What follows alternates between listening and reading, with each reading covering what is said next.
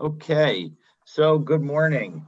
Thank you for bearing with me and allowing us to get ahead so that we could pass through yesterday and maybe pass over yesterday, given the recent Pesach holiday, pass over yesterday with the DAF because I was in transit at this hour. But now we're back to it. Today's DAF, we're on schedule. We're actually a little bit ahead because I'm going to try and finish by 9 o'clock.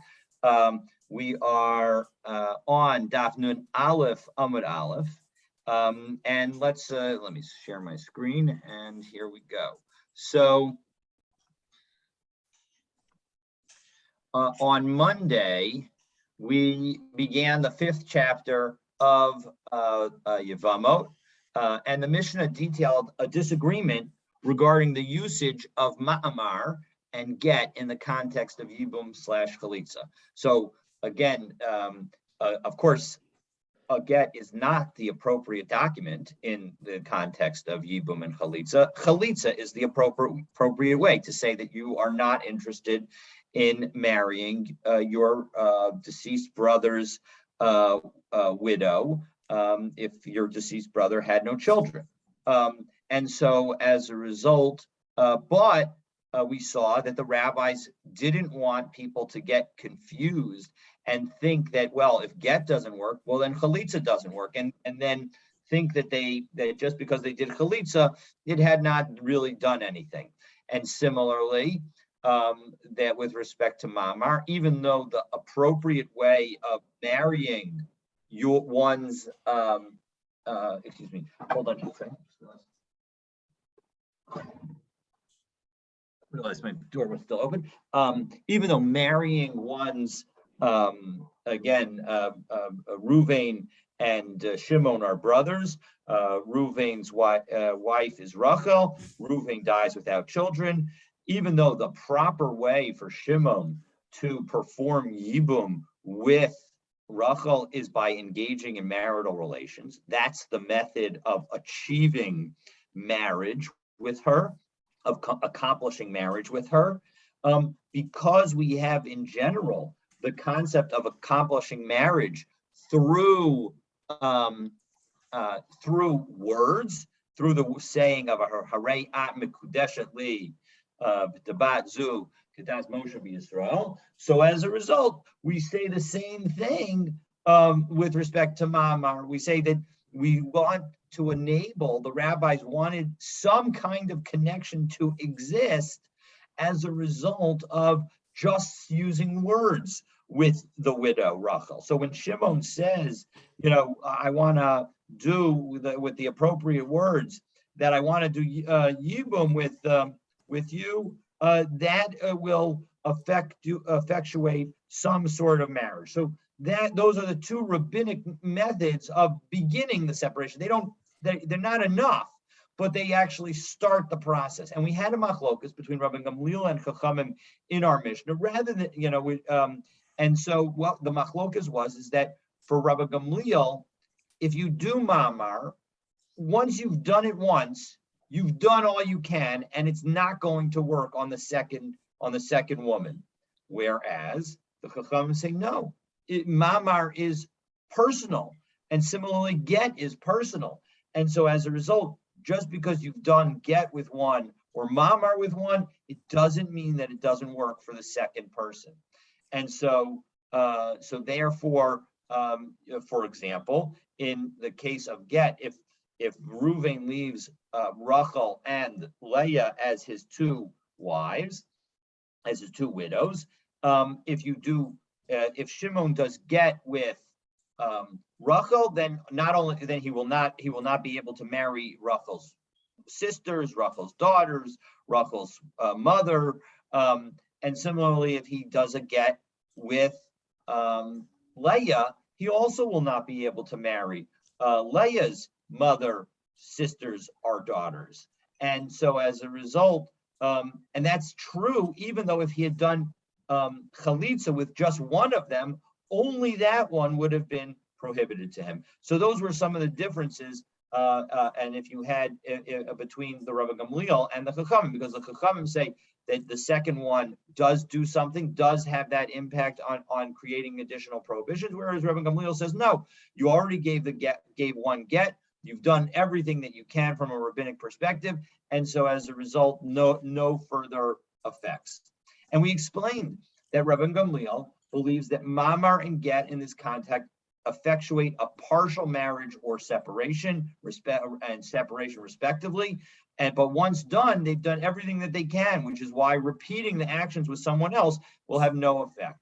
Okay, so now that we've done that, we're going to take a look at a new brisa that helps us understand and elaborates on the dispute between Rabbi Gamliel and the rabbis and the Chachamim. And this dispute, we really won't learn anything really new from this, but then we're going to try and use this brisa to raise a topic that we had talked about some time ago, and I will remind you of that topic when we get to that point. So let's take a look. So Tana Rabbanim, the rabbis taught in a brisa, Ketzad Amar Rabban Gamliel, Ein Get Acher Get. What's the situation when he says Ein? Let's say we're just again we're 9 lines up from the wide lines on 51a. Tana Rabbanim, it's like the fourth. It's an abbreviation, Tuf and Reish. It's the fourth to last word on the line, fifth word on the line. Tana Rabbanan. Okay, so Tana Rabbanan, Ketzad Amar Rabban Gamliel, Ein Get Acher Get. What does it mean when Rabbi Gamliel says that there's no get after another get?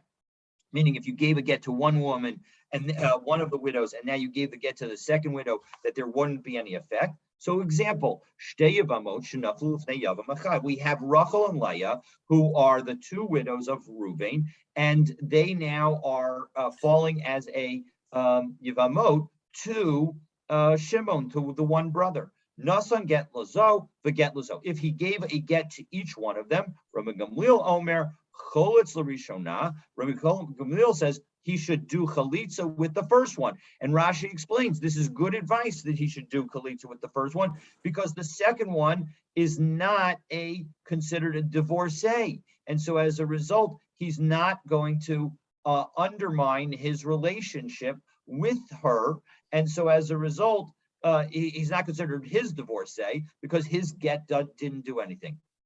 And so as a result, if he does chalitza with the second one, well, then now all of a sudden that will result in his being prohibited to marry her relatives as well. So that's the problem, and that's why Rabbi Gamliel says do chalitza with the woman to whom you gave the get first, not the second one, because the second one didn't matter, and so you're still allowed to marry her relatives.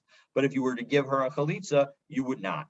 So v'asar b'krovoseha, and of course the first one Shimon will be prohibited to marry. Let's say he gave the get first to Rachel and then to Leah, so he'll be prohibited to marry Rachel's relatives. But umutar b'krovot shniya, but he'll be permitted to marry the relatives of the second one. He'll be able to marry the relatives of Leah. The Chachamim say no. Nasan get lazo. So asar b'krovot shneihen. He's prohibited to marry the relatives of either of the 2 women, either Rachel or Leah. So as a result, the chalitza la'achas mehem. So he can do chalitza with whomever he wants, because both of them are already in the category of his ex-wife. And similarly, the reverse is true when you have 2 men and 1 woman. So again, so that if the first man gave the get, so then only he's prohibited to her, to the widow's relatives. Whereas if the second man also gives a get, so according to Rabban Gamliel, the second man would not be prohibited to the widow's relatives, but according to to the Chachamim, he would be. So Ketzad. Now we'll do another case. Amar Rabban Gamliel. Ein mamar acher mamar. So let's now talk about what does it mean when Rabbi Gamliel says there's no mamar after mamar. Shtei Yevamot shenaflu lifnei Yavam Echad. We have again Rachel and Leah, who now are going to be able to, who are widows of Reuven, and now they all are coming to Shimon as potential Yevamot. V'asa mamar bezo umamar bezo, and now Shimon first did mamar with Rachel, and then he did mamar with Leah. Rabbi Gamliel Omer nosin get l'rishona b'chol itzla. he needs to give a get to the first one and then do chalitza with her. And he'll be prohibited to marry her relatives. But but he'll be able to marry the relatives of the other. Now you might ask, well, why can't he? If the second mamar didn't matter, why does he have to even do any kind of divorce? Well, we will get to that. In fact, we can see in Rashi 1, 2, 3, 4, 5, 6 lines up. Rashi says, "L'kaman parich." We will soon ask, "Kevan ein mamar achar mamar." Why doesn't he get to marry the first one? He's not puzzled to her, so he should be able to marry her. All right, but in any event, the bottom line is that he can certainly have marry any of the relatives of the second Yevamot. The Chachamim say, no get l'shteihem. No, once you did Yevamah mamar with one and then the other, then Shimon's going to need to give a get to both of them. V'aser b'krovot shteihen, and you're going to be forbidden to marry both of them. V'chalitza la'achas mehen, and you're going to, and you can do chalitza with one of them. It doesn't make a difference which one, because you're already prohibited to marry their relatives, both of their relatives. And similarly, on the other hand, if you have two Yevamim, meaning two brothers, so for example, it's Reuven, Shimon, and Levi, and Reuven dies, leaving just Rachel, and now Shimon does mamar first, and then Levi does mamar. Same rules apply. We have Shimon give the chalitza according to Rabbi Gamliel, because only he is prohibited to marry Rachel's relatives, whereas Levi, according to the Chachamim, Levi is already prohibited to marry Rachel's relatives, and so as a result, it doesn't make a difference who gives the chalitza. So same basic rule, just a difference of whether you have two women and one man, or two men and one woman. Okay, so now we're going to analyze this brisa, and there's an aspect of this brisa that we're going to use to try and prove a point that was relevant way back, almost a month ago. And so let me remind you of that rule.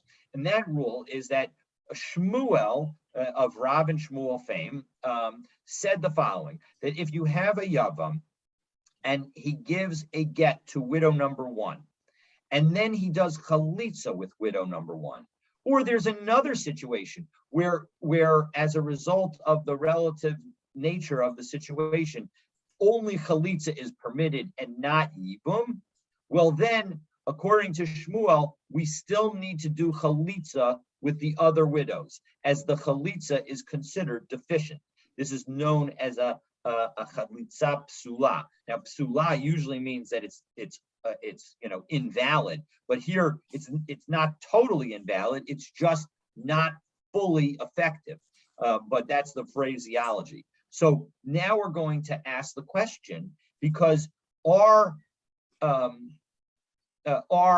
brisa that we just quoted talked about a case where a get was given to a woman, and then chalitza is being done to that woman, and yet both of the wives, not only she but also her co-wives, are going free with that chalitza. So that would seem to undermine the teaching that Shmuel had. So let's take a look at that inside. So Amar Mar Nozin get lazo. We said in our brisa that if Shimon gives the get to both Rachel and Leah, and then to Leah, Rabbi Gamliel Rabbi Gamliel says that Shimon should do chalitza with Rachel, and he'll be prohibited to marry her relatives. But he'll be able to marry the relatives of Leah because he didn't do chalitza with her, and the get that he gave her was not an effective document. So shouldn't this be a refutation of Shmuel? Doesn't this show that Shmuel is incorrect? Because what did Shmuel say? To Amr Shmuel, Chalatz levalas haget lo niftarat sarah. According to Shmuel, if you give chalitza, if you do chalitza with the woman, with the widow to whom you gave a get, the co-wives of that woman are not free to go marry anybody else. They require a separate chalitza. So Amar Lach Shmuel, Shmuel would say to you, Ki Amri Ana, when did I say that ruling? Aliba demand Amar Yesh Zika, that I was only talking about according to the people who said Yesh Zika. So that reminds us of another aspect, another discussion that we had, and that is to what extent when a widow becomes a widow, and now and without any children for her husband, and now who passed away. So Reuven dies, leaving Rachel. What kind of relation does Rachel have with Shimon? Do we say that there is a Zika relationship that is sufficiently strong that it has legal ramifications, that it's almost like marriage? Or do we say, no, it's not, yes, there's a requirement to do Yibum or Chalitza, but it isn't that kind of strong relationship. So according to Rabbi Gamliel, Rabbi Gamliel is saying, Ein Zika. And so Rabbi Gamliel Savar, Ein Zika. So, and whereas Shmuel's statement was of saying that if you do chalitza to the woman that you gave a get, that you also have to do a separate chalitza to another co-wife, that's because you have a deep Zika relationship with that co-wife, because she fell to you as a potential yibum. But if you don't have that kind of relationship, if you say Ein Zika, that there is no legal ramification to that relationship, well, then that is a Shmuel has no problem with the person saying that a chalitza to the woman who got the get will also work for the other co-wives. And so when Rabbi Gamliel says that it worked, when Rabbi Gamliel says that the chalitza to a woman who you gave the get to will work to free the other co-wives, it's because he says Ein Zika. And so that's why it's not a problem. All right. And now now the question is, can we derive anything from this? So Umadirabban, Mara wonders, Umadirabban Gamliel Savar Ein Zika, and now we turn to Nun Aleph Amud Bet, Rabbanan Savar Yesh Zika. Could we say that if Rabban Gamliel says that there's no Zika, does that mean that the rabbis say that there is Zika? Because now let's take a look at another statement that was said in the brisa that we just quoted. For Katani Sefer, we learned in the end of the brisa, V'chein ata omer b'shnei yevamim u'v'yevama achat, that similarly, if you have two yevamim, two men with one widow, so again, Shimon and Levi are the brothers of Reuven, and Rachel now is Reuven's widow, and now first Reuven did Mamar with Rachel, and then I'm sorry, I said Reuven. So start again. I apologize. So many names, it's sometimes hard to do it. So we have Reuven married to Rachel. Reuven dies without any children, and now Rachel falls to Shimon and Levi. Shimon does a mamar with Rachel, and then Levi does mamar with Rachel. And what did we say? We said that according to the rabbis, either of the brothers could do yibum with either of the brothers could either of the brothers could do chalitza with her. That they just need a get. They each need a get, but then either of the brothers could do chalitza. So lemi tehevi tiyuv to the Rabbi Bar Rav Huna Rav. Let's say that this is a refutation of Rabbi Bar Rav Huna in the name of Rav, because the Amar Rabbi Bar Rav Huna Amar Rav chalitza psulat tzricha lachzor al kol ha'achet. We, according to Rabbi Bar Rav Huna in the name of Rav, if we had both Shimon and Levi doing mamar, then we need both of them to do chalitza. But we said that, but according to what we said for the Chachamim, only one of them needs to do chalitza, and we don't care which one. So Amar Lach Rabbi Bar Rav Huna, Bain l'Rabban Gamliel, Bain l'Rabbanan Sabri Ein Zika. So Rabbi Bar Rav Huna will say, actually, no, there is no argument between Rabbi Gamliel and the rabbis regarding Zika. They both agree that there is no Zika. And all that they argue about is whether get after get works and mamar after mamar works. So that's the story. So now we continue quoting more of the brisa and that we did before. So amar mamar. Okay, so let's see.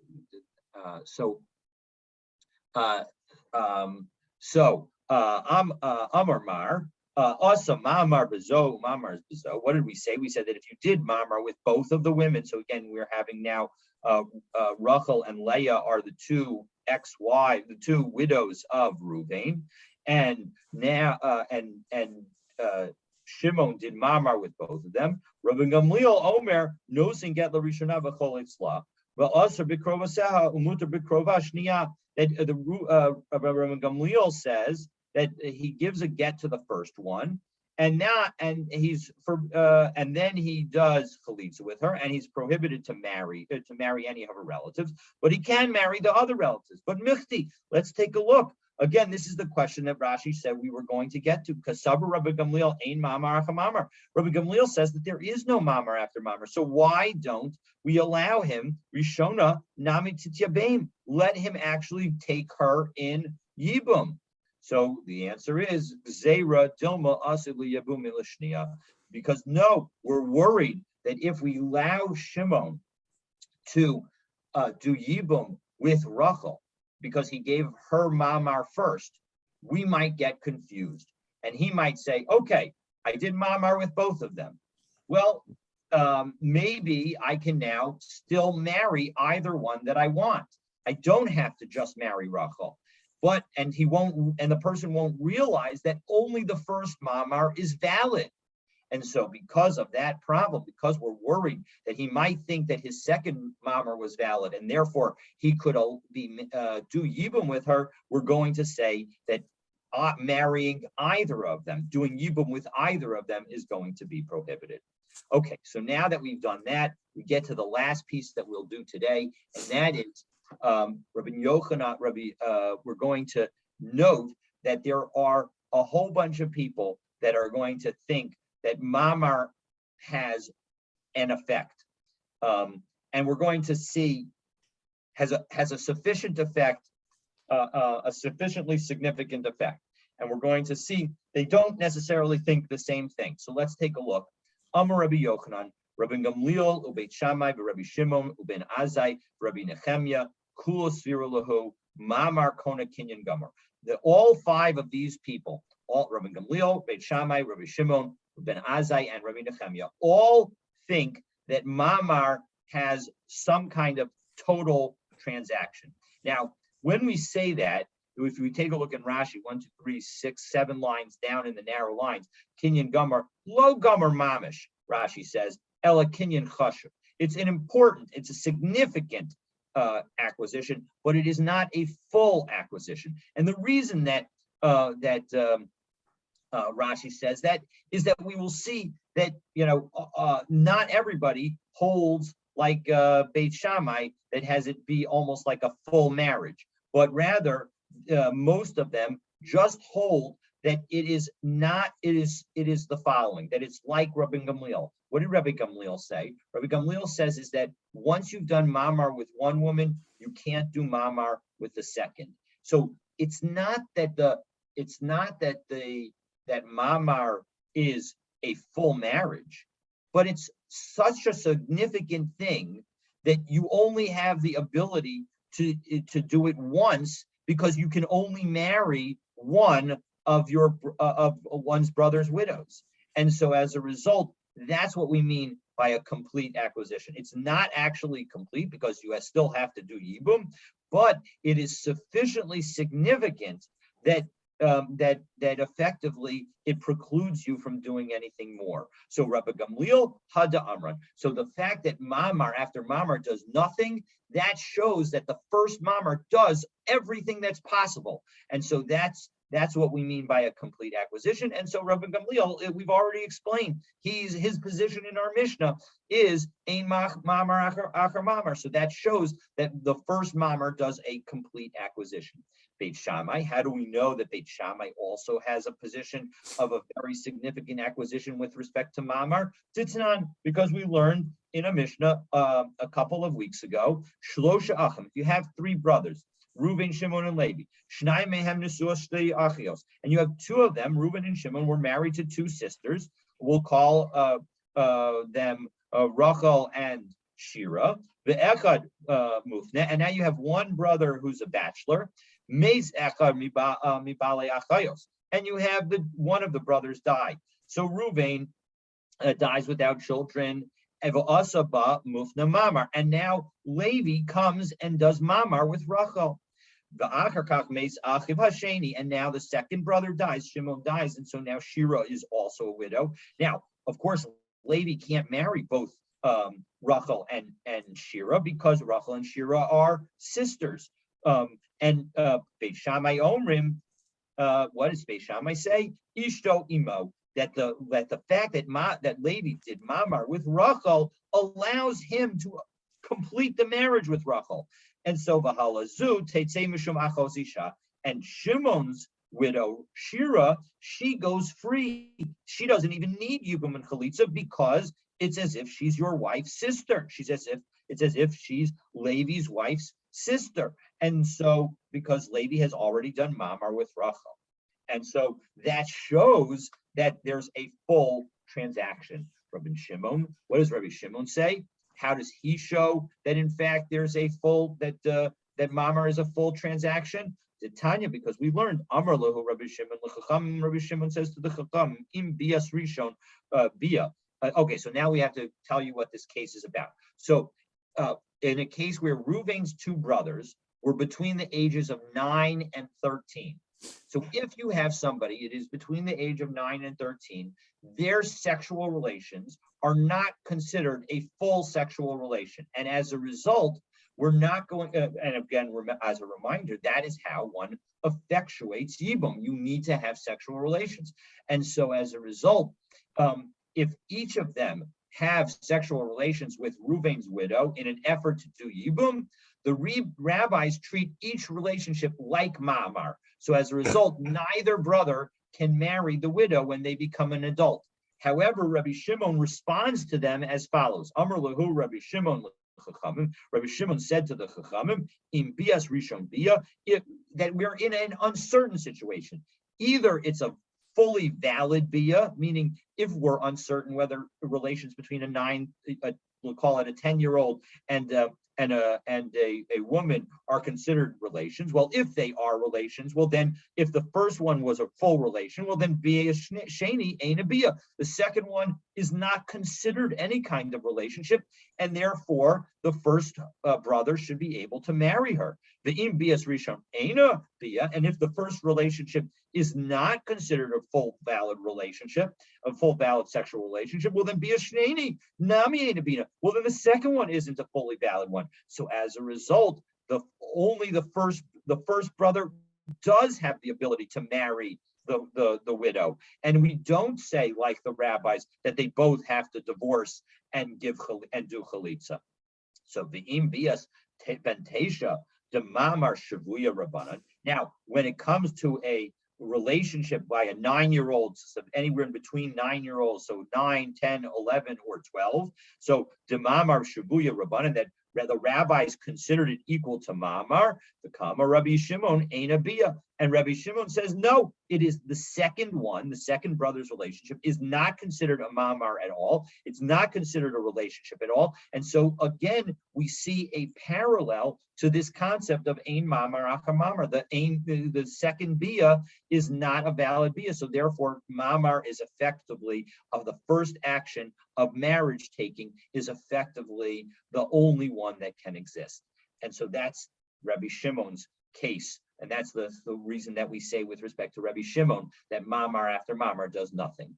Okay, and I should note again, Tosfos points out in the first words of Tosfos, Eina Tanaim Kulin Shavim, on the top of Nun Aleph Bet, the first Tosfos, that all of these words, this is not was when Rabbi Yochanan made this statement that all five of these people say that Mamar constitutes a complete acquisition. He wasn't saying that they all agree. He's just saying that they all say something similar. So if it sounds like these are differing opinions, you're absolutely right. These are differing opinions. Okay, so let's get to the fourth of them. Ben Azai. What does Ben Azai say? Titania, how does he show that Mamar is really a full transaction? Because what does he say? Then we learned in a brisa. Ben Azai Omer Yesh Mamar Achar Mamar B'Shnei Yevamim V'Yevama Achat. That when it comes to 2 Yevamin and 1 Yevama, then we do say Mamar after Mamar. So if there are two brothers, Shimon and Levi, and they both do Mamar with Rachel, well then both of them are going to have to give a get, and when they do Chalitza, both of them are not going to be able to marry any of Rachel's relatives.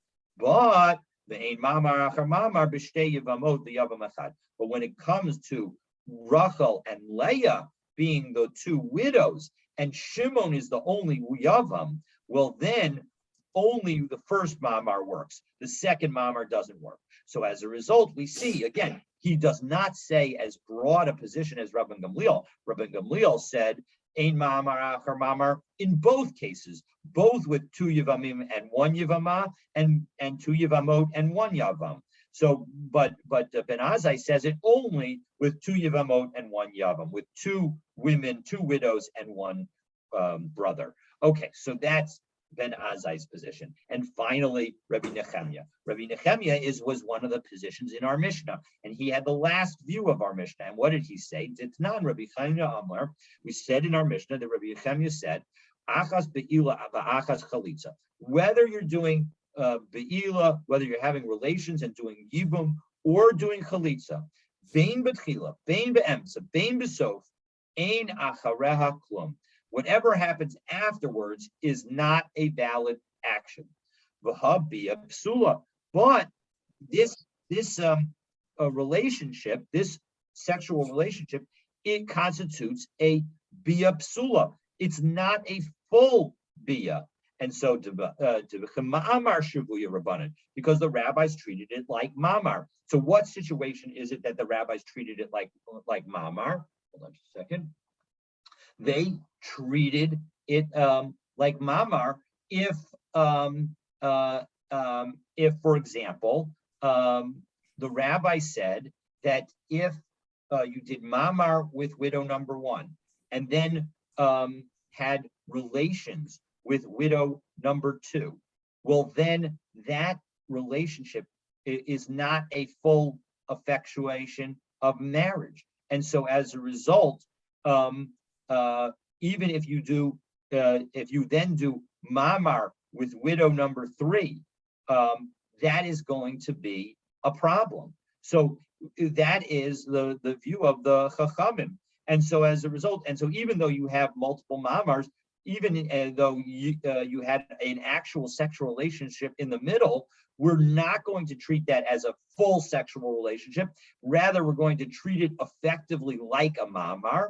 And here we see that Rabbi Nechemia says in this situation, even though he might agree that mamar achar mamar does have meaning, in the situation where you have mamar and then a sexual relationship, and then mamar, the third action, that mamar at the end, does not count because it happened after a sexual relationship. So as a result, that's the manner in which Rabbi Yochanan says the katani ein acharei klum. So he says that anything that happens after that sexual relationship is not considered a valid acquisition, is not considered anything valid. So we see that here this is something. Again, it's not an actual act of mamar. Rabbi Nechemia is not talking about mamar. Rabbi Nechemia is talking about a sexual relationship. But as Tosfos pointed out, these 5 opinions aren't saying all the same thing. But this sexual relationship is treated by the rabbis like mamar. And yet Rabbi Yochanan says that sexual relationship that is treated like mamar as because it doesn't affect a full acquisition, it doesn't affect a full marriage according to the rabbis, For Rabbi Nehemiah, that does constitute a full marriage, or does constitute a full action that effectively precludes later actions from making a difference. And so we see in all 5 of these cases that we have a situation where some action that is either the act of ma'amar, or something that we are effectively equating to ma'amar. In each of those situations, when that action happens, nothing more can happen later. It's as if you're done. It's as if you've done everything that's possible. And so as a result, that is the method that all 5 of these opinions are alike. And so now tomorrow we're going to actually learn how one performs ma'amar. And so stay tuned, God willing, tomorrow for that important lesson. And I look forward to learning with you then. So apologies for the short day today. I have a meeting that I have to run to, but I look forward to learning tomorrow and learning exactly what ma'amar, what words constitute ma'amar. See you tomorrow, as they say. All right. See you tomorrow. Be well. Be well.